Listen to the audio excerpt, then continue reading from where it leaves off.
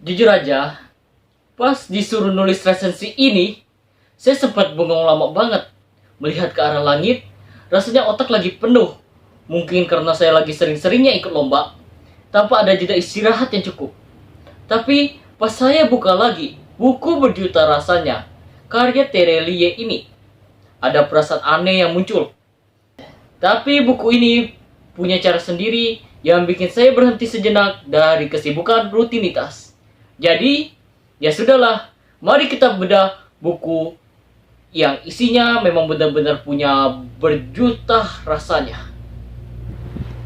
Ngomongin soal Terelie, kita pasti langsung kepikiran sama kutip-kutipan galau tapi bijak yang sering muncul di media sosial. Beliau emang sering dijuluki sang penyulut emosi.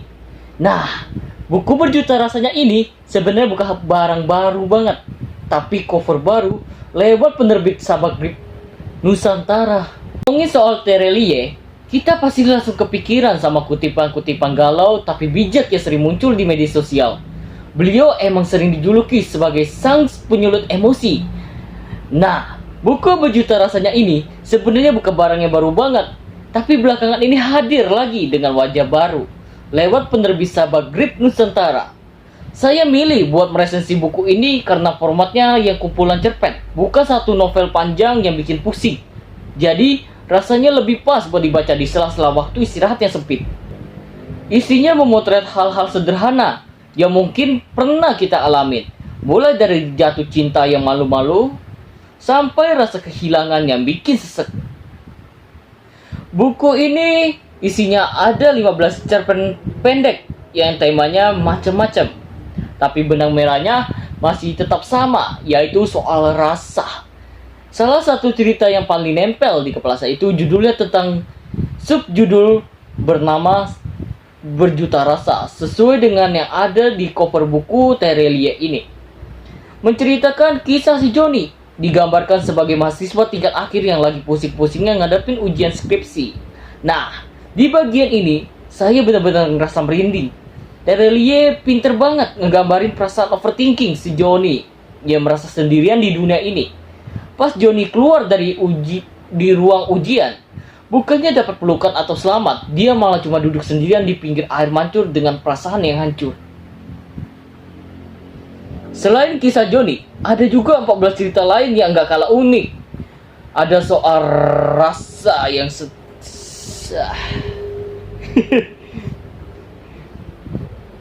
Selain kisah Joni, ada juga 14 cerita lain yang gak kalah unik. Ada soal yang setia nunggu di stasiun sampai bertahun-tahun demi cinta. Cerita tentang perasaan yang gak pernah berani diucapin sampai akhirnya terlambat. Sampai gimana sulitnya belajar memaafkan masa lalu yang pahit. Tiap cerita kayak punya dunianya sendiri, tapi tetap kerasa dekat sama kita. Kalau dari segi bercerita, menurut saya Terelie jagonya pakai bahasa yang simple, tapi metaforanya kena banget. Karakternya nggak ada yang sempurna. Ada yang egois, ada yang terlalu naif, dan itu bikin ceritanya kerasa hidup. Alurnya rata-rata pakai alur cerita maju, jadi gampang diikutin. Tapi ada juga teknik flashback di beberapa bagian yang ngejelasin kenapa tokohnya punya sifat tertentu.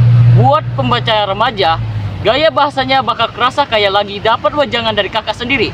Penuh nasihat tapi nggak perlu diceramahin. Setiap cerita pasti ada kekurangan dan kelebihan. Dalam buku karya Terelie ini, kelebihannya jelas banget ada di kedekatan emosionalnya. Penulis tahu banget cara bikin pembaca merasa, wah, ini saya banget. Terus, yang bikin saya suka sama buku ini, tiap ceritanya juga punya kejutan atau pesan moral yang gak ketebak di awal.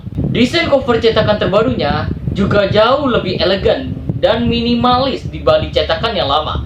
Tapi ya, ada kurangnya juga. Walaupun bahasanya kelihatan simpel, beberapa cerpennya pakai konsep yang agak tidak nyata atau sedikit absurd, yang mungkin bakal bikin kita berkerut dahi untuk sebagian beberapa orang.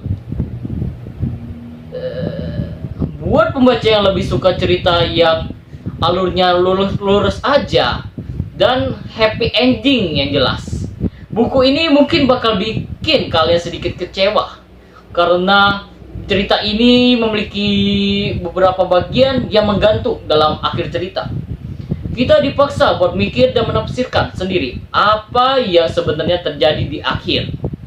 Secara keseluruhan, buku berjudul Berjuta Rasanya adalah karya yang sangat bermakna, terutama buat mereka yang lagi merasa dunianya lagi berantakan atau lagi di fase mencari jati diri. Buku ini ngajarin kita kalau semua perasaan itu, mau sedih, senang, atau kecewa, semuanya itu valid. Saya merekomendasikan buku ini kepada siapa saja yang pengen lebih paham tentang emosi dan cara berdamai dengan kenyataan yang kadang nggak sesuai sama apa yang kita harapkan. Dan sekian dari saya, salam literasi. Cihuy.